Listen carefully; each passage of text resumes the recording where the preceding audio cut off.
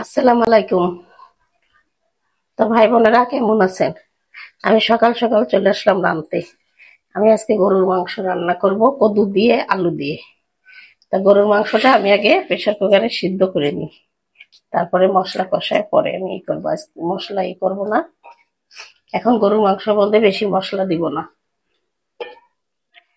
আমি এমনি আগে একটু হালকা হলুদ আর লবণ দিয়ে একটু সিদ্ধ করে নেবো, তারপরে পরে মশলা কষায় টষায় দিব।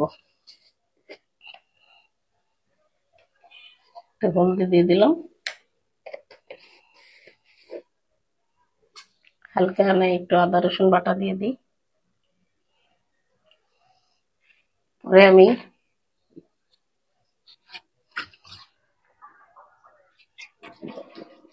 একটু পানি দিয়ে দিলাম।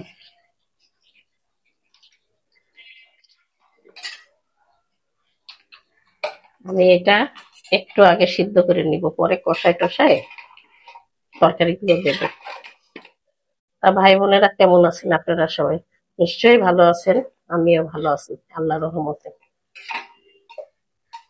আপনারা সবাই দোয়া করবেন আমার জন্য, আমি আপনাদের জন্য দোয়া করি। আমি এখন ঢাকা দিয়ে দিচ্ছি, ঢাকা দিয়ে আমি পরে আসব।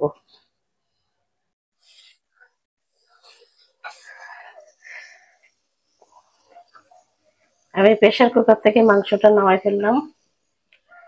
নামাই ফেলে আমি এখন পেঁয়াজ দিছি, একটু তেজপাতা দিয়ে দিলাম, দারচিনি দিয়ে দিলাম, এলাচ দিয়ে দিলাম,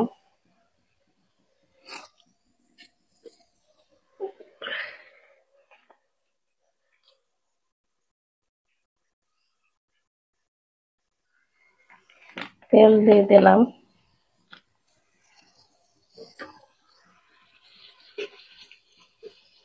আমি এবার মশলাটা কষাবো।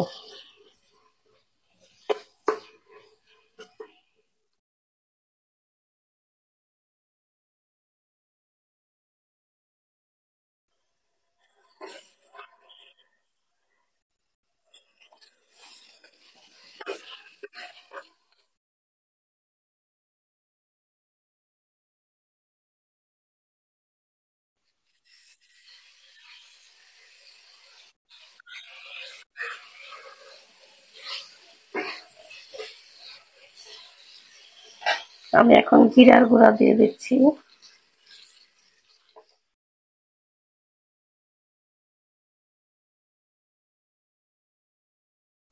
দিয়ে দিলাম জিরার গুঁড়া, দিয়ে দিলাম লবণ,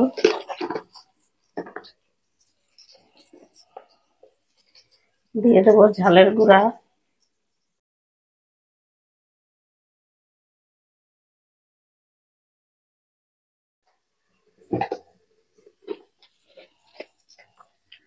দিয়ে দেবো হলুদের গুঁড়া,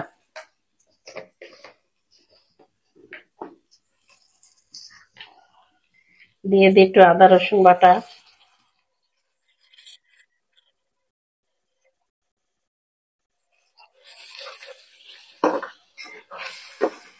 নামিয়ে মশলাটা কষাবো।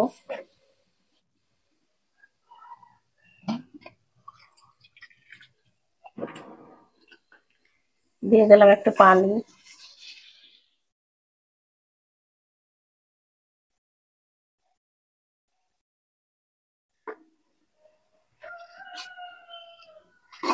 আমি এখন দেখেন মশলাটা কষাচ্ছি।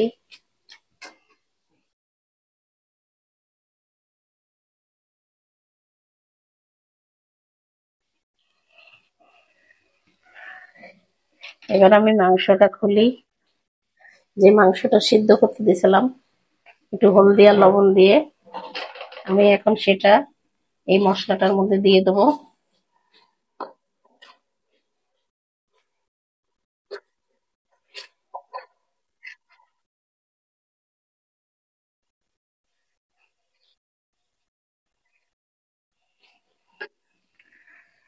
আমি এখন দেখেন এই মশলার মধ্যে মাংসটা ঢেলে দিলাম, সেই কষানো মাংসগুলো, এই লবণ দিয়ে সিদ্ধ করা মাংসগুলো এখন কষাবো।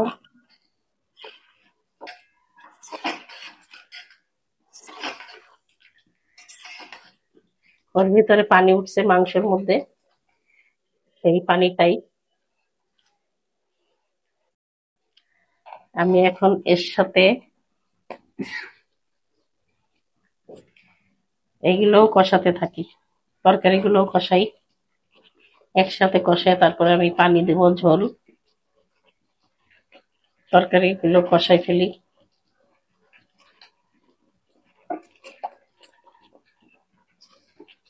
ভাই বোনেরা, আপনারা কদু দিয়ে আলু দিয়ে মাংস কখনো রান্না করছেন কিনা, খেয়ে দেখছেন কিনা জানি না, খেয়ে দেখবেন, ভালো লাগে। মাংস, গরুর মাংস পেঁপে দিয়েও রান্না করা যায়,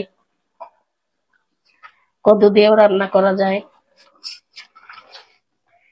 আমি এখন কষাবো এটা, কষানোর পরে ঝোল দেব। আগে ভালো করে একটু কষাই নেব মাংসটা, তরকারিগুলো নরম হবে তারপরে।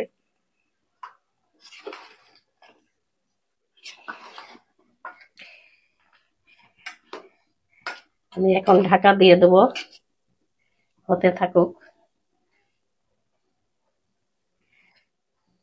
মাংসটা কষানো হোক, আমি এখন ঢাকা দিয়ে দিই, পরে আবার আপনাদের সামনে আসবো। আমি তরকারিটা ঝোল দিয়ে দিই, যেহেতু এই ঝোল শুকাবে না, এটা কদু রান্না ছিল তো এই জন্য পানি উঠছে আরো। আমি এখনই ঝোল দিয়ে দিলাম।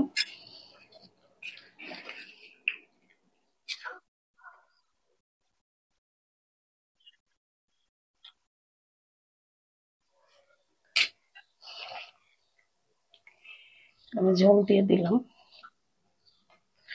দেখেন কত সুন্দর তরকারিটা লাল হয়েছে। আমি এবার ঢাকা দিয়ে দেবো, মাংসগুলো বলছে না। ঢাকা দিয়ে দিলাম আবার, এবার হতে থাকুক আবার আস্তে আস্তে। আমার মাংস তরকারি হয়ে গেছে, আমি এখন নামাই ফেলবো। এই দেখেন, আলু দিয়ে কদু দিয়ে মাংস হয়ে গেছে, আমি এখন নামিয়ে ফেলি। কদুও গলে গেছে, আলুও গলে গেছে, সব গলে গেছে।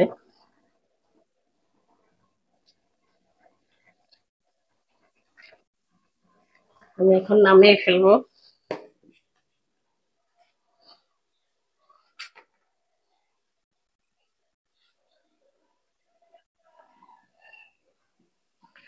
তা ভাই বোনেরা, তরকারিটা ভালো লাগলে শেয়ার কমেন্ট করবেন।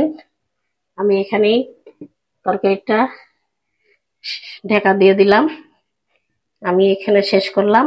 আল্লাহ হাফেজ।